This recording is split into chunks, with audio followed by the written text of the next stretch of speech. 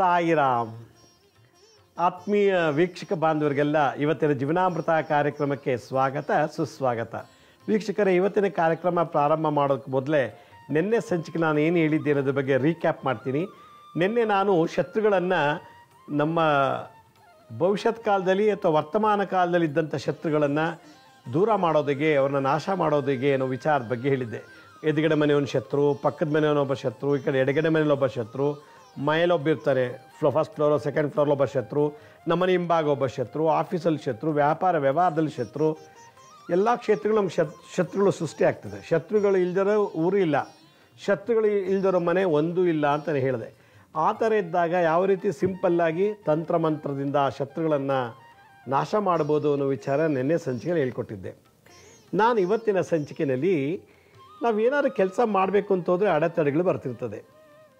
ಇನ್ನೇನು ನಾವು ಕೆಲಸಕ್ಕೆ ಬೇಗ ಕಂಪ್ಲೀಟ್ ಆಗೋಗ್ಬಿಡುತ್ತೆ, ಆ ಕೆಲಸ ಮುಗ್ದೋಗುತ್ತೆ ಅಂತ ಹೋದಾಗ ಏನಾದ್ರು ಸಣ್ಣ ನೆಪದಿಂದ ಆ ಕೆಲಸ ಸ್ಟಾಪ್ ಆಗಿಬಿಡ್ತದೆ. ಯಾವುದೇ ಆಗಿರ್ಬೋದು, ವಿದ್ಯಾಭ್ಯಾಸದ ಇನ್ನೇನು ಅಡ್ಮಿಷನ್ ಆಗಬೇಕು, ಇವತ್ತು ಹೋಗಿ ಇನ್ನೇನು ಹೋಗ್ತಾ ಇದ್ದೀನಿ, ಬಸ್ ಸ್ಟಾಪ್ ಇಳಿದೆ, ತಕ್ಷಣ ಯಾವುದೋ ಕೆಟ್ಟ ನ್ಯೂಸ್ ಬಂತು, ಯಾರೋ ಸತ್ತೋಗಿದ್ದಾರೆ, ಮನೆ ಹತ್ರ ಏನೋ ಅಡ್ಮಿಟ್ ಆಗಿದ್ದಾರೆ ಅಂತ. ಸರಿ, ನಾಳೆ ಹೋಗಿ ಅಡ್ಮಿಷನ್ ಮಾಡ್ಕೊಳ್ಳೋಣ ಅಂದ್ಬಿಟ್ಟು ವಾಪಸ್ ಕರ್ಕೊಂಬರ್ತಾರೆ ಮಗುನ. ಅಡ್ಮಿಷನ್ ಮಾಡೋಕ್ಕೆ ಹೋದಾಗ ಕೆಲಸ ಆಗ್ತಾಯಿಲ್ಲ, ಅಪಶಕನ ಬಂದುಬಿಡ್ತು. ಯಾವುದೋ ಒಂದು ಹುಡುಗಿ ನೋಡೋಕ್ಕೆ ಹೋಗ್ತಿದ್ದಾನೆ ಇಲ್ಲಿಂದ ಮಂಗಳೂರಿಗೆ. ಮಂಗಳೂರಲ್ಲಿ ಹುಡುಗಿ ಯಾರೋ ಬ್ರೋಕರ್ ತೋರಿಸಿದ್ರು, ತುಂಬ ಚೆನ್ನಾಗಿದ್ದಾಳೆ, ಓದಿದ್ದಾಳೆ, ಒಳ್ಳೆ ಕೆಲಸದಿದ್ದಾಳೆ ಅಂದಾಗ ಹುಡುಗ ಅಪ್ಪ ಅಮ್ಮನ ಜೊತೆ ಹುಡುಗಿ ನಮ್ಮ ಮನೇಲಿ ನೋಡೋಕ್ಕೆ ಹೋಗ್ತಾ ಇದ್ದಾರೆ.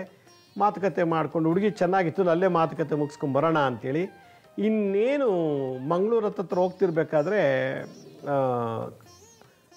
ಕಾರಲ್ಲಿ ಲೆಫ್ಟ್ ಸೈಡ್ದೊಂದು ಕಾರ್ ಟೈರ್ ಪಂಚರ್ ಆಯಿತು.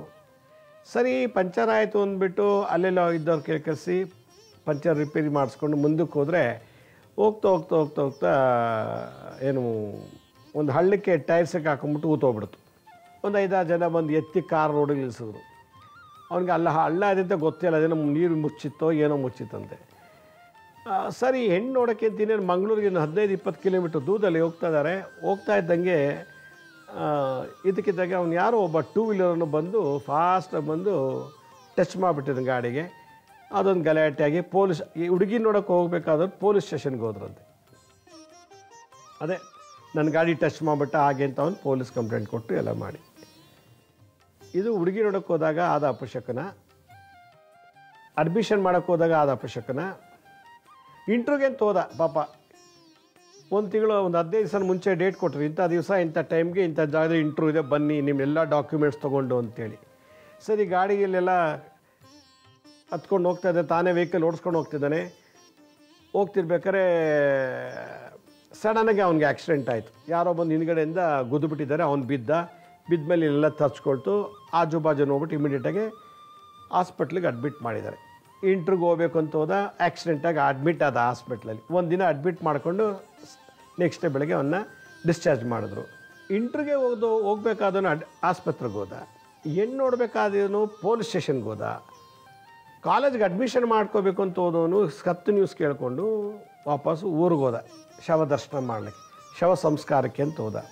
ದುಡ್ಡು ಹಾಕೊಂಡ ಜೋಬ್ಗೆ ಒಬ್ಬ ದುಡ್ಡು ಹಾಕ್ಕೊಂಡು ಇವತ್ತು ಬಟ್ಟೆಗಳು ತೊಗೋಬೇಕು ಅಂಥೇಳಿ ಹೋದ. ಯಾಕೆ ನಾಳಿದ್ದು ಒಂದು ಬರ್ತಡೇ ಇದೆಯಂತೆ, ಬರ್ತಡೇ ಇದೆ, ಆಚರಣೆ ಮಾಡ್ಕೊಳ್ಳೋ ಅಂಥೇಳಿ ಒಂದೊಳ್ಳೆ ಪ್ಯಾಂಟು ಶರ್ಟ್ ಏನೋ ತೊಗೋಬೇಕು ಅಂಥೇಳಿ ಅಪ್ಪ ಅಮ್ಮನ ಹತ್ರ ದುಡ್ಡು ತೊಗೊಂಡು ಜೋಬ್ಗೆ ಹಾಕ್ಕೊಂಡು ಹೋಗಿದ್ದಾನೆ.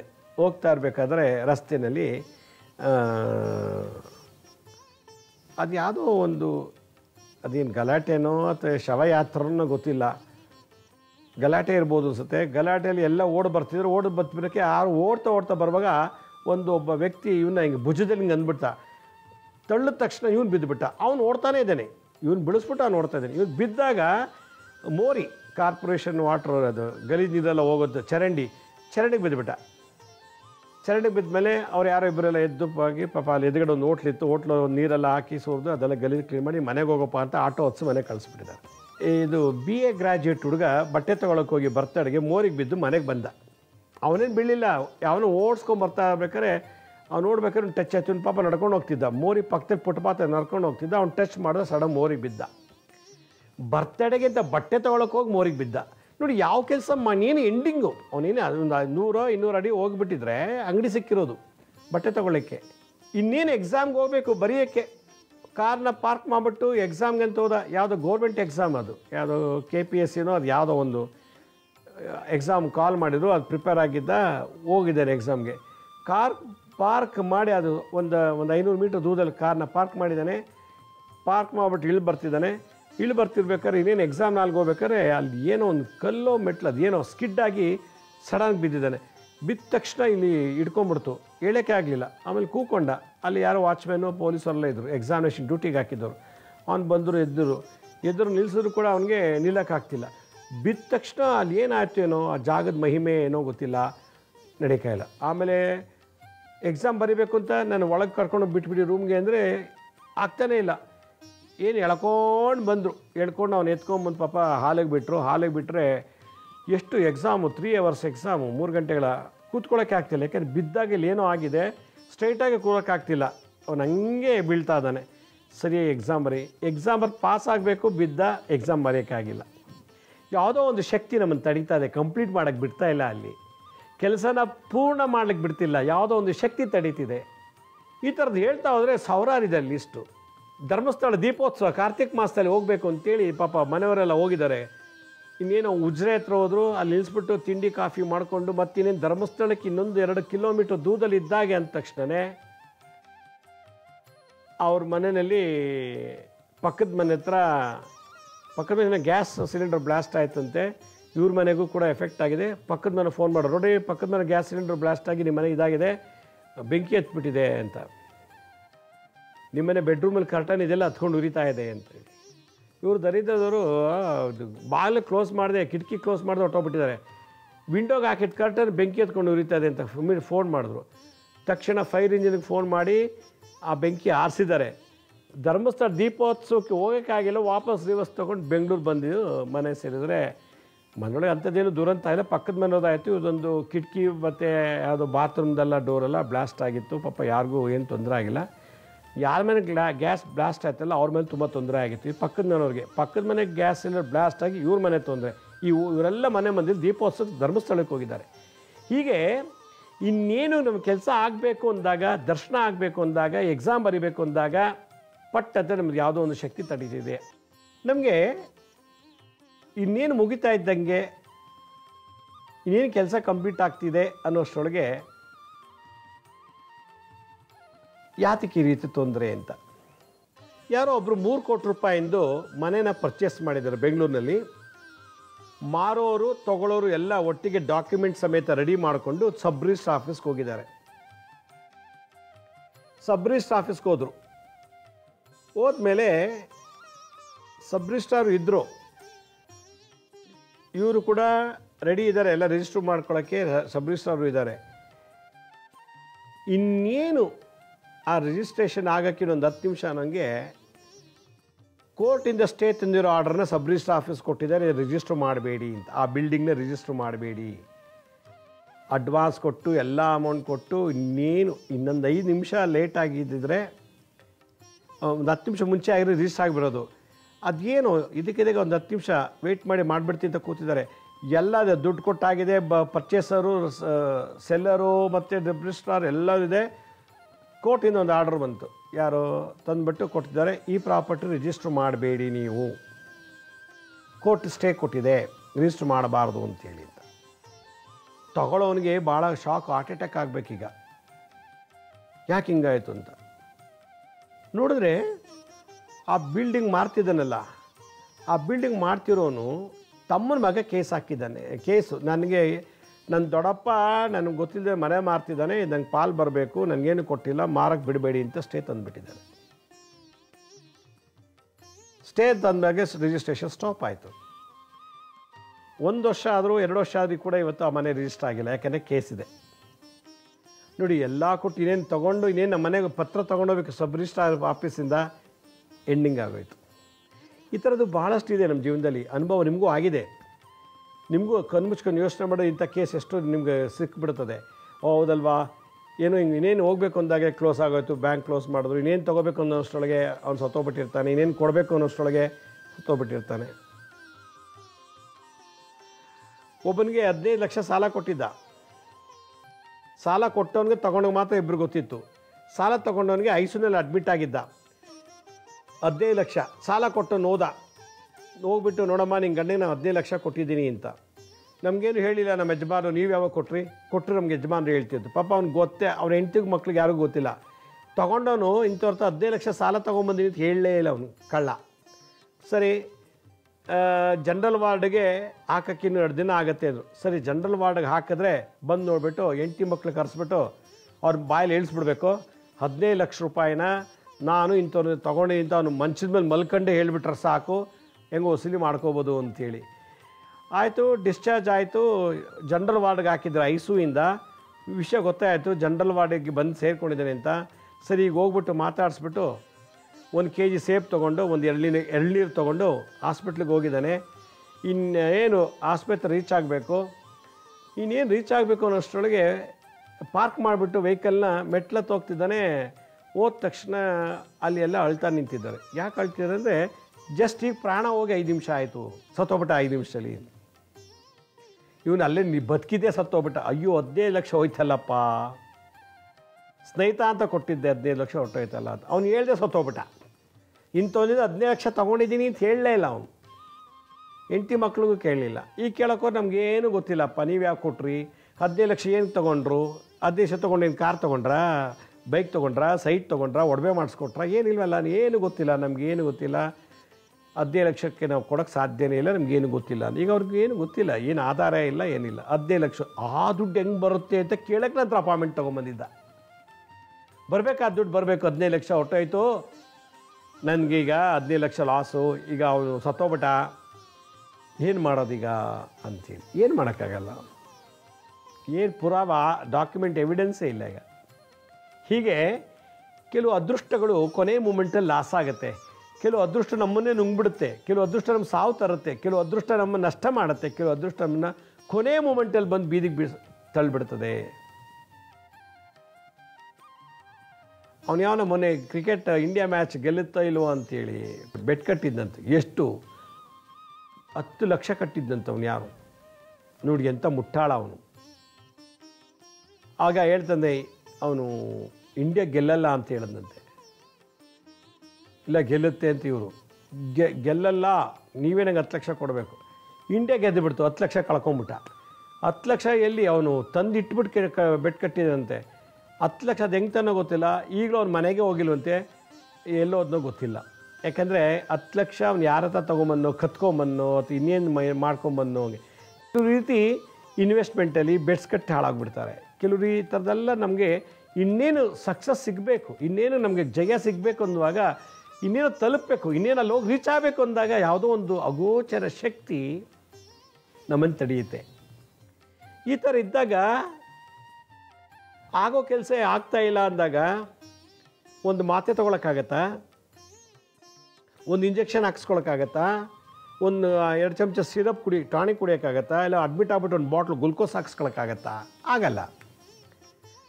ಮನುಷ್ಯ ಎಷ್ಟೇ ಬುದ್ಧಿವಂತಿ ಆಗಿದ್ದರೂ ಮಂತ್ರಿಗಳ ಬಲ, MLAಗಳ ಬಲ, ಕಾರ್ಪೊರೇಟ್ರ್ ಬಲ, ಜನ ಬಲ, ಹಣ ಬಲ, ವಿದ್ಯಾಬಲ, ಯೌವನ, ದೇಹ ಬಲ ಎಲ್ಲ ಇದ್ರೂ ಕೂಡ ಕೊನೆ ಮೂಮೆಂಟಲ್ಲಿ ಆಗೋದನ್ನು ತಪ್ಪಿಸ್ಕೊಳ್ಳೋಕೆ ಸಾಧ್ಯನೇ ಇಲ್ಲ. ಎಲ್ಲ ಕೆಲಸ ಮಾಡಿರ್ತೀವಿ.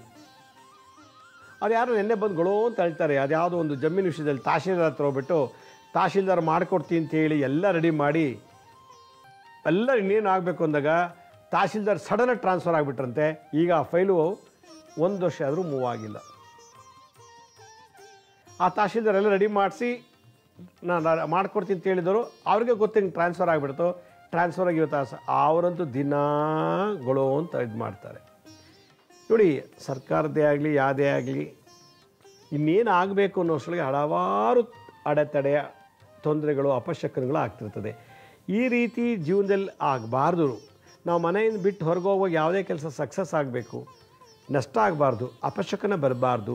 ನಾವು ಮಾಡೋ ಕೆಲಸಕ್ಕೆ ಅಡ್ಡಿ ಆತಂಕಗಳು, ಅದು ನಾವು ಹೋಗ್ಬೇಕಾದ್ರೆ ಒಂದು ಬೆಕ್ಕಡ್ಡ ಬರ್ಬೋದು, ಅಥವಾ ಒಂದು ಮುಂಗಿಸಿ ಅಡ್ಡ ಬರ್ಬೋದು, ಹಾವು ಅಡ್ಡ ಬರ್ಬೋದು, ಅಥವಾ ವಿಧವಾಸ್ತಿ ಯಾವುದೋ ಅಪಶಕನಗಳಿರ್ಬೋದು, ಅಥವಾ ನಮ್ಮ ಜಾತಕದಲ್ಲಿ ದೋಷಗಳಿರ್ಬೋದು, ಅಥವಾ ಪ್ರಕೃತಿಯಿಂದನೇ ಇರ್ಬೋದು. ಹೀಗಾಗಿ ನಾವು ಮಾಡೋ ಕೆಲಸ ಬೇಗನೆ ಕಂಪ್ಲೀಟ್ ಆಗ್ತಿಲ್ಲ, ತೊಂದರೆ ಆಗ್ತಿದೆ ಅಂದಾಗ ಏನು ತಂತ್ರ ಮಾಡಬೇಕು ಅಂತಂದರೆ, ಒಂದು 9 ಕರಿಮೆಣಸು ಕಾಳು ತಗೋಬೇಕು. 9 ಕರಿಮೆಣಸಿನ ಕಾಳು. ಆ 9 ಕರಿಮೆಣಸಿನ ಕಾಳನ್ನು ಕೈಲಿ ಇಟ್ಕೋಬೇಕು. ಎಡಗೈ ಹಸ್ತದಲ್ಲಿ ಇಟ್ಕೋಬೇಕು, ಬಲಗೈನ ಈಗ ಮುಚ್ಚಬೇಕು. ಈಗ ಸಂಪುಟ ಮುದ್ರಾ ಅಂತಾರೆ ಇದಕ್ಕೆ, ಸಂಪುಟ. ಈಗ ಇಟ್ಕೊಂಡು ಓಂ ಜಯಾಯ ನಮಃ, ಓಂ ವಿಜಯಾಯ ನಮಃ, ಓಂ ಜಯಾಯ ನಮಃ, ಓಂ ವಿಜಯಾಯ ನಮಃ, ಓಂ ಜಯಾಯ ನಮಃ, ಓಂ ವಿಜಯಾಯ ನಮಃ, ಓಂ ಜಯಾಯ ನಮಃ, ವಿಜಯಾಯ ನಮಃ, ಓಂ ಜಯಾಯ ನಮಃ, ಓಂ ವಿಜಯಾಯ ನಮಃ. ಜಯ ವಿಜಯ ವೈಕುಂಠದ ವಿಷ್ಣುನ ಡೋರ್ ಕೀಪರ್ಸು, ದ್ವಾರಪಾಲಕರು, ಜಯ ವಿಜಯ ಅಂತೇಳಿ ಅವರನ್ನು ಸ್ಮರಣೆ ಮಾಡಿ ಆ ಕರಿಮೆಣಸಿನಕಾಳಿಗಿಟ್ಟು ನೀವು ಮನೆಯಿಂದ ಹೊರಗೆ ಬಂದು ನಿಮ್ಮ ಮೇನ್ ಡೋರ್ಗೆ 4 ಕಾಳು ಮೇನ್ ಡೋರ್ ಹೊಸ್ತಲು, ಆ ಹೊಸ್ತಲ ಮೇಲೆ ಇಡಬೇಕು. ಇನ್ನೊಂದು 4 ಕರಿಮೆಣಸಿನ್ಕಾಯಿನ ಹೊಸ್ತಲ ಮೇಲೆ ಇಟ್ಟು ಇನ್ನೊಂದು ಉಳಿತು ಅದನ್ನು ಹಿಂಗೆ ಆಕಾಶಕ್ಕೆ ಮೇಲೆ ಎಸ್ದುಬಿಟ್ಟು ಮನೆ ಬಿಟ್ಟರೆ ನಿಮಗೆಲ್ಲ ಕೆಲಸ ಕಂಪ್ಲೀಟ್ ಆಗುತ್ತೆ. ಅದು ಗೌರ್ಮೆಂಟ್ ಡಿಪಾರ್ಟ್ಮೆಂಟ್ ಕೆಲಸ ಇರ್ಬೋದು, ಯಾವುದೇ ಕೆಲಸ, ಪರ್ಚೇಸಿಂಗ್ ಆಗಲಿ, ಶಾಪಿಂಗ್ ಹೋಗ್ಬೋದು, ಯಾವುದೋ ಒಂದು ಕೆಲಸಕ್ಕೆ ಹೊರಡ್ತೀರಾ ಅಂತ ಇಟ್ಕೊಳ್ಳಿ. ಕಂಪ್ಲೀಟ್ ಮಾಡ್ಕೊಂಡು ಮನೆಗೆ ಬಂದು ಆರಾಮಾಗಿ ಕೂತ್ಕೊಂಡು ಅಪ್ಪ ಇವತ್ತಿನ ಕೆಲಸ ಎಲ್ಲ ಕಂಪ್ಲೀಟಾಗಾಯಿತು ಅಂತ ಖುಷಿ ಪಡ್ತೀರಾ. ಓಂ ಜಯಾಯ ನಮಃ, ಓಂ ವಿಜಯಾಯ ನಮಃ, ಓಂ ಜಯಾಯ ನಮಃ, ಓಂ ವಿಜಯಾಯ ನಮಃ, ಓಂ ಜಯಾಯ ನಮಃ, ಓಂ ವಿಜಯಾಯ ನಮಃ ಅನ್ನೋ ಮಂತ್ರನ ಜಪ ಮಾಡ್ತಾ ಇರಬೇಕು. ಹೋಗ್ತಾ ಬರ್ತಾ ಆಗಲ್ಲ. ಆಗ ಯಾವುದೇ ಪ್ರಕೃತಿಯಿಂದನೇ ಆಗಲಿ ಅಥವಾ ಮನುಷ್ಯರಿಂದನೇ ಆಗಲಿ, ದುಷ್ಟ ಮೃಗಗಳಿಂದನೇ ಆಗಲಿ, ಶತ್ರುಗಳಿಂದನೇ ಆಗಲಿ, ಯಾರಿಂದಲೂ ಕೂಡ ನಿಮಗೆ ಹೋಗ್ತಾ ಇರೋ ಕೆಲಸ ಅವತ್ತು ಜಯ ಆಗುತ್ತೆ. ಮತ್ತು ವಿಕ್ಟರಿ, ವಿಜಯ. ಇನ್ನು ಮತ್ತೆ ಕೆಲಸ ಸ್ಟಾರ್ಟ್ ಮಾಡೋಂಗಿಲ್ಲ. ಒಂದು ಕೆಲಸ ಮುಗೀತು ಮತ್ತಿಲ್ಲ ಹೋಗೋಂಗೇ ಇಲ್ಲ. ಜಯ ಅಂದರೆ ಗೆಲ್ಲೋದು, ವಿಜಯ ಅಂದರೆ ಕಂಪ್ಲೀಟ್ ಮಾಡ್ಕೊಂಬಿಡೋದು. ಕಂಪ್ಲೀಟಾಗಿ ಆ ಕೆಲಸ ಕಂಪ್ಲೀಟ್ ಆಗುತ್ತೆ, ಮತ್ತು ಅದಕ್ಕೆ ಮತ್ತೆ ತಲೆ ಕೆಡಿಸ್ಕೊಳ್ಳೋಂಗಿಲ್ಲ. ಆದ್ದರಿಂದ ಈ ದ್ವಾರಪಾಲಕರು, ವೈಕುಂಠದಲ್ಲಿರುವಂಥ ದ್ವಾರಪಾಲಕರು ಜಯ ಮತ್ತು ವಿಜಯರ ಮಂತ್ರ ಜಪ ಮಾಡಬೇಕು. ಅದಕ್ಕೆ ಅಗ್ನಿ ಆತಂಕಗಳಿಗೆ ನಿವಾರಣೆ ಮಾಡೋದು ಶನಿಗ್ರಹ. ಶನಿಗೆ ಕಾರಕತ್ವ ಇರೋದು ಕರಿಮೆಣಸು. ಕರಿಮೆಣಸಿನಲ್ಲಿ ದುಷ್ಟಶಕ್ತಿಗಳ ಬಾಧೆ, ದೃಷ್ಟಿದೋಷ, ಕಣ್ದೃಷ್ಟಿ, ಮಾಟ, ಮೋಡಿ, ಕಟ್ಟು, ಪಾಡು ಎಲ್ಲ ದೋಷಗಳನ್ನು ತೆಗೆದುಹಾಕುವಂಥ ಶಕ್ತಿ ಸಣ್ಣಕ್ಕಿದ್ದರೂ ಭಾಳ ಪವರ್ಫುಲ್ ಕರಿಮೆಣಸು. ಅದರಿಂದ ಕರಿಮೆಣಸನ್ನು ಕೈಲಿಟ್ಕೊಂಡು ಈ ಮಂತ್ರ ಹೇಳಿಬಿಟ್ಟು, ಮಂತ್ರ ಹೇಳ ಒಂದು 108 ಸಲ ಹೇಳಿಬಿಟ್ಟು ನಿಮ್ಮ ಹೊಸಲು ಮೇನ್ ಡೋರು ಸಿಂಹದ್ವಾ ನಿಮ್ಮ ಮನೆ ಮೇನ್ ಡೋರ್ಗೆ ಆ ಹೊಸ್ಲ ಹತ್ರ 4 ಕರಿಮೆಣಸಿನಕಾಳು ಇಲ್ಲಿಡೋದು, ಇನ್ನು 4 ಇಲ್ಲಿ ಉಳ್ಕೊಳ್ಳೋದು ಒಂದನ್ನು ಮೇಲೆ ಕೆಸ್ಬಿಟ್ಟು ಆರಾಮಾಗಿ ಹೋಗ್ತಾಯಿತ್ತು ಅಂದರೆ ಲಂಚ, ಪಂಚ, ಮೋಸ, ವಂಚನೆ ಯಾವುದಿಲ್ಲ ನಿಮ್ಮ ಕೆಲಸ ಕಂಪ್ಲೀಟ್ ಆಗುತ್ತೆ. ಅಷ್ಟು ಶಕ್ತಿ ಇದೆ ಮಂತ್ರದಲ್ಲಿ, ಅಷ್ಟು ಶಕ್ತಿ ಇದೆ ತಂತ್ರದಲ್ಲಿ. ಅದಕ್ಕೆ ನಾನು ಯಾವಾಗಲೂ ಹೇಳ್ತಾ ಇರ್ತೀನಿ, ಮನೆಗೊಬ್ಬ ಮಂತ್ರಗಳನ್ನು ಕಲಿತು ಮಾಂತ್ರಿಕನಾಗಬೇಕು. ಮನೆಗೊಬ್ಬ ನಿಂಬೆಹಣ್ಣು ತಂತ್ರ, ಮೆಣಸಿನ್ಕಾಯಿ ತಂತ್ರ, ತೆಂಗಿನಕಾಯಿ ತಂತ್ರ, ಈಗ ಎಷ್ಟೋ ಸಾವಿರಾರು ತಂತ್ರಗಳು ಹೇಳ್ಕೊಟ್ಟಿದ್ದೀನಿ. ಈ ತಂತ್ರಗಳ ಅಭ್ಯಾಸ ಮಾಡಿ ತಾಂತ್ರಿಕನಾಗಬೇಕು, ಟೆಕ್ನಾಲಜಿಸ್ಟ್ ಆಗಬೇಕು. ಮೃತ್ಯುಂಜಯ ಯಂತ್ರ, ಪ್ರತ್ಯಂಗಿರ ಯಂತ್ರ, ಭೈರವ ಯಂತ್ರ, ಭೈರವಿ ಯಂತ್ರ, ಹೀಗೆ ಯಂತ್ರಗಳನ್ನು ಬರೆದು ನಮ್ಮನ್ನು ನಾವು ಪ್ರೊಟೆಕ್ಟ್ ಮಾಡ್ಕೋಬೇಕು. ಈಗ ಒಬ್ಬ ಮಿನಿಸ್ಟ್ರ್ ಹೋಗ್ತಾನೆ, ಅವ್ನು ಸುತ್ತಲೂ ಬಾಡಿಗಾರ್ಡ್ ಇರ್ತಾರೆ, ಗನ್ಮ್ಯಾನ್ಗಳಿರ್ತಾರೆ. ನಾವು ಹೋದರೆ ಯಾರು ಸೆಕ್ಯೂರಿಟಿ ಇರ್ತಾರೆ? ನಾವು ಧರಿಸಿರೋ ಯಂತ್ರನೇ ನಮಗೆ ಸೆಕ್ಯೂರಿಟಿ ಫೋರ್ಸ್. ಅದಕ್ಕೊಬ್ಬ ಯಾಂತ್ರಿಕನಿರಬೇಕು. ಯಂತ್ರ ಬರೆದು ಮನೆಗೊಬ್ಬ ವೈದ್ಯ, ಮನೆಗೊಬ್ಬ ಅಗ್ನಿಹೋತ್ರಿ, ಮನೆಗೊಬ್ಬ ಮಾಂತ್ರಿಕ, ಮನೆಗೊಬ್ಬ ತಾಂತ್ರಿಕ, ಮನೆಗೊಬ್ಬ ಯಾಂತ್ರಿಕನಿದ್ದಾಗ ಮನೆಯೇ ವೈಕುಂಠ, ಗೃಹವೇ ಕೈಲಾಸ, ನಮ್ಮ ಸ್ವಗೃಹವೇ ಬ್ರಹ್ಮಲೋಕ. ನಮ್ಮನ್ನು ಯಾರೂ ಶೇಕ್ ಮಾಡೋಕ್ಕಾಗಲ್ಲ. ಆದ್ದರಿಂದ ಮಂತ್ರ, ಯಂತ್ರ, ತಂತ್ರಗಳು ಮನುಷ್ಯನನ್ನು ಭಾಳಷ್ಟು ಬದಲಾವಣೆ ಮಾಡುತ್ತೆ, ಅಷ್ಟೇ ಉನ್ನತವಾದ ಮಟ್ಟಕ್ಕೆ ಕರ್ಕೊಂಡು ಹೋಗುತ್ತೆ. ಯಾರಿಗೆ ಮಂತ್ರಿ ಬಲ ಇಲ್ಲ, MLA ಬಲ ಇಲ್ಲ, ಕಾರ್ಪೊರೇಟ್ರ್ ಬಲ ಇಲ್ಲ, ಜನ ಬಲ ಇಲ್ಲ, ಹಣ ಬಲ ಇಲ್ಲ, ವಿದ್ಯಾಬಲ ಇಲ್ಲ, ಓದಿಲ್ಲ ಸರಿಯಾಗಿ ನಾನು, ಆದರೆ ದೈವ ಬಲ ಇರಬೇಕಂತೆ, ಮಂತ್ರ ಬಲ ಇರಬೇಕಂತೆ, ಯಂತ್ರ ಬಲ ಇರಬೇಕಂತೆ. ಹೀಗೆ ಸಮಾಜದಲ್ಲಿ ನಮಗೆ ಮಂತ್ರ, ಋಗ್ವೇದ, ತಂತ್ರಗಳು, ಯಂತ್ರಗಳು, ಅಥರ್ವಣ ವೇದ, ಋಗ್ವೇದ, ಅಥರ್ವಣ ವೇದದಲ್ಲಿ ಹಲವಾರು ಪಾಂಡಿತ್ಯವನ್ನು ಪಡೆದಿದ್ದೇ ಆದರೆ ನಮ್ಮ ಜೀವನದಲ್ಲಿ ಎಂಥ ಮಹಾನ್ ಶತ್ರುಗಳನ್ನು ಸಮಮಟ್ಟ ಮಾಡ್ಬೋದು, ನಾಶ ಮಾಡ್ಬೋದು. ಅಸಾಧ್ಯವಾದಂಥ ಕೆಲಸಗಳನ್ನು ಸಾಧ್ಯ ಮಾಡೋಂಥ ಶಕ್ತಿ ಇನ್ಫ್ಲೂಯೆನ್ಸ್ಗಿಂತ, ಹಣ ಕೊಟ್ಟು ಕೆಲಸ ಮಾಡಿಸೋದಕ್ಕಿಂತ ಮಂತ್ರತಂತ್ರದಲ್ಲಿ ಭಾಳಷ್ಟಿದೆ ಅಂತ ನನ್ನ ಅನುಭವದ ಮಾತು. ಆದ್ದರಿಂದ ಭಾಳಷ್ಟು ಜನಕ್ಕೆ ನಂತರ ಅಪಾಯಿಂಟ್ಮೆಂಟ್ ತೊಗೊಂಬರ್ತಾರೆ, ಯಾರೋ ಮಾಟ ಮಂತ್ರ ಮಾಡಿಸ್ಬಿಟ್ಟಿದ್ದಾರೆ, ನಮಗೆ ಎಲ್ಲ ಕಾರ್ಯ ಸ್ತಬ್ಧ ಆಗಿಬಿಟ್ಟಿದೆ, ನಿಂತೋಗ್ಬಿಟ್ಟಿದೆ, ಸ್ತಂಭನ ಆಗಿಬಿಟ್ಟಿದೆ. ಅದಕ್ಕೆ ಏನು ಮಾಡಬೇಕು ಅಂತ ಸಿಂಪಲ್ ತಂತ್ರ. ಕರಿಮೆಣಸಿನ ಕಾಳು ಮಾಟ ಮಂತ್ರ ಮಾಡಿಸಿದ್ರು ಕೂಡ ಕರಿಮೆಣಸು ತೆಗೆದಾಕತ್ತೆ. ಶನಿ, ಮಂಗಳ, ರಾಹುಕೇತು 4 ಗ್ರಹಗಳು ಮಾಟ ಮಂತ್ರ ತಂತ್ರಕ್ಕೆ ಅಧಿಪತಿಗಳು. ಶನಿಗ್ರಹ, ಮಂಗಳ ಗ್ರಹ, ರಾಹುಕೇತು ಈ 4 ಗ್ರಹ ಮಾಟ ಮಂತ್ರ ತಂತ್ರ, ಮಾರಣ, ಸ್ತಂಭನ, ಉಚ್ಚಾಟನ, ಉದ್ವೇಷಣ, ಮೋಹನ ಹೀಗೆ ಎಲ್ಲ ಷಟ್ಕರ್ಮ ಎಲ್ಲ ಥರ ಪ್ರಯೋಗಗಳನ್ನೂ ಕೂಡ ಮಾಡಲಿಕ್ಕೆ ಈಗ 4 ಗ್ರಹಗಳ ಪ್ರೇರೇಪಣೆ ಇರ್ತದೆ. ಇದು ಗ್ರಹಗಳ ಕಾರಕತ್ವ, ಇನ್ಫ್ಲೂಯೆನ್ಸ್. ಇದು ಈ ಥರ ದೋಷದಿಂದ ಮುಕ್ತರಾಗಬೇಕು ಅಂದರೆ ಆಯಾ ಗ್ರಹದ ಕಾರಕತ್ವ ಇರುವಂಥದ್ದನ್ನು ಉಪಯೋಗಿಸಿ ನಾವು ಜಪ ತಪ ಮಾಡಿಬಿಟ್ರೆ ಅದನ್ನು ಬಿಡುಗಡೆ ಆಗ್ತೀವಿ. ಇಲ್ಲಿ ಶನಿ, ಕರಿಮೆಣಸು, ಮಂತ್ರ, ಜಯ ಮತ್ತು ವಿಜಯ ಇದನ್ನು ಮಾಡ್ತಾ ಬನ್ನಿ, ಭಾಳಷ್ಟು ಉಪಯೋಗ ಆಗುತ್ತೆ ಅಂತ ಹೇಳ್ತಾ ಇವತ್ತಿನ ಸಂಚಿಕೆಯನ್ನು ಮುಗಿಸ್ತಾ ಇದ್ದೀನಿ. ಇದೇ ರೀತಿ ನಾಳಿನ ಸಂಚಿಕೆಯಲ್ಲಿ ಮತ್ತೊಂದು ವಿಶೇಷವಾದ ಮಾಹಿತಿಯನ್ನು ಭೇಟಿ ಮಾಡ್ತೀನಿ. ಅದಕ್ಕೆ ಮುಂಚೆ ನಮ್ಮ ಹಳೆ ಸಂಚಿಕೆಗಳು ಯಾರು ನೋಡೋಕ್ಕಾಗಿಲ್ವೋ ಅವರು ನಮ್ಮ ಶಿರ್ಡಿ ಸಾಯಿ ಭಿಕ್ಷಾ ಕೇಂದ್ರ ಮತ್ತು ಹೆಲ್ತ್ ಸೈನ್ಸ್ ಅಂತ 2 ಯೂಟ್ಯೂಬ್ ಚಾನಲ್ ಇದೆ. ಇದ್ರ ಜೊತೆಗೆ ಒಂದು ಮ್ಯೂಸಿಕ್ ಚಾನಲ್ ಇದೆ, SSBK ಜ್ಞಾನೋದಯ ಅಂತ. 3ಕ್ಕೆ ಸಬ್ಸ್ಕ್ರೈಬ್ ಮಾಡ್ಕೊಳ್ಳಿ. ಪಕ್ಕದ ಬೆಲ್ ಬಟನ್ ಪ್ರೆಸ್ ಮಾಡಿ, ನೋಡಾದ್ಮೇಲೆ ಲೈಕ್ ಅನ್ನೋ ಬಟನ್ ಪ್ರೆಸ್ ಮಾಡಿ. ಆಮೇಲೆ ಆ ಲಿಂಕನ್ನು ನಿಮ್ಮ ಬಂಧು ಮಿತ್ರರಿಗೆ ವಾಟ್ಸಪ್ ಮುಖಾಂತರ, ಇಮೇಲ್ ಮುಖಾಂತರ ಶೇರ್ ಮಾಡಿ. ಗುರುಜಿ ಲಕ್ಷ್ಮೀ ಶ್ರೀನಿವಾಸ್ ಅಂತೇಳಿ ಫೇಸ್ಬುಕ್ಕು, ಇನ್ಸ್ಟಾಗ್ರಾಮು, ಲಿಂಕ್ಡ್ಇನ್ನು, ಟ್ವಿಟ್ಟರ್ನಲ್ಲಿ ಕೂಡ ನಾವು ಅಪ್ಲೋಡ್ ಮಾಡ್ತಾ ಇದ್ದೀವಿ. ಅಪಾಯಿಂಟ್ಮೆಂಟ್ಸ್ ಬೇಕಿದ್ದರು ಸ್ಕ್ರೀನ್ ಮೇಲೆ ತೋರಿಸ್ತಾ ಇದ್ದೀನಿ ನೋಡಿ, www.lakshmisrinivas.in ಅಂತ ಲಾಗಿನ್ ಆಗಿ ಯಾವ ಡೇಟು ಯಾವ ಟೈಮ್ಗೆ ನೀವೇ ಬುಕ್ ಮಾಡ್ಕೊಳ್ಳಿ. ಬರಬೇಕಾದ್ರೆ ನಿಮ್ಮ ಜಾತಕ ಇದ್ದರೆ ತೊಗೊಂಬನ್ನಿ. ಯಾರು ಪ್ರಶ್ನೆ ಕೇಳಬೇಕು ಅವರೇ ಬಂದರೆ ಒಳ್ಳೆಯದು, ಬೇರೆಯವ್ರು ಬರೋಕ್ಕಿಂತ ಅವರೇ ಬಂದರೆ ಒಳ್ಳೆಯದು. ಅವ್ರು ನೋಡಿ ಪರಿಹಾರ ತಿಳಿಸ್ಬೋದು. ಈ ಕ್ಯಾನ್ಸರು, ಪಿಟ್ಸು, ಲಕ್ವಾ ಈ ಥರ ಹಳೆ ಪ್ರಾರಬ್ಧ ರೋಗಗಳು, ಕ್ರೋನಿಕ್ ಡಿಸೀಸ್ ಇತ್ತು ಅಂದರೆ ಅದಕ್ಕೆ ಸಂಬಂಧಪಟ್ಟಂತೆ ಮೆಡಿಕಲ್ ರಿಪೋರ್ಟ್ಸ್ ತೊಗೊಂಡು ಬಂದರೆ ಅದನ್ನು ನೋಡಿ ಮೆಡಿಕಲ್ ಆಸ್ಟ್ರಾಲಜಿ ಪ್ರಕಾರ ಪರಿಹಾರ ನೀಡ್ಬೋದು ಅಂತ ಹೇಳ್ತಾ ಇವತ್ತಿನ ಸಂಚಿಕೆಯನ್ನು ಮುಗಿಸ್ತೀನಿ. ಎಲ್ರಿಗೂ ನಮಸ್ಕಾರ. ಸಾಯಿರಾಮ್.